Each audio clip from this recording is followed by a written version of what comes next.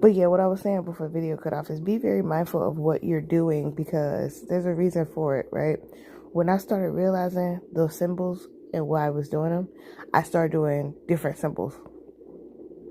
Because if you watch my videos and stuff like that, you know I'm a very exaggerative person. I'm very, not exaggerative like lie, but very, I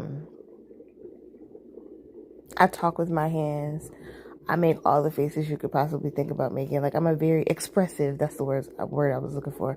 I'm a very expressive person. And that's like with no nails on it. I could have just my freaking fingers and nubs and I still talk with my hands. I'm not one of those girls like, oh, I got my nails done, so I'm gonna talk with my hands now. I talk with my hands anyway. And something I've always noticed is that when I'm speaking to people, they follow my hands. It's like there's a vibration coming out of them that's different from what's going on with my mouth. People look at my lips when I speak. You know what I'm saying? People look in my eyes. People are very intentional when they interact with me.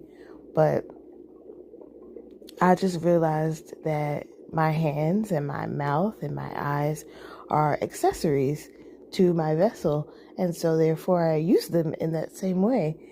But I never realized I was doing these hand signals. So when I started realizing it, I started doing different hand signals, and I would do the ones that you do for meditation and things like that. Like even when I'm walking down the street, I'm doing hand meditations. Like I'm very grounded at all times now because what I realized that I was unfortunately connected to, not by birth, but by, you know, what's the word for surrounding? Proximity. So, yeah, it's disappointing, but it is what it is. But anyway, back to Bill. That's the nickname that I used to call my daughter's father. I used to call him Bill, from Gravity Falls. And I never understood why. I thought it was just because he was run-of-the-mill evil, but I never accepted that he was possibly a part of the nonsense that goes on with the background of the industry. I had an inkling because of where he was from and how he got to be who he is and the things that he was involved with. I didn't start acknowledging that he could be a Mason until probably like 4 years ago. And now he openly acknowledges on his own that he's a Mason. And I'm like, well, why the fuck was you keeping it a secret before?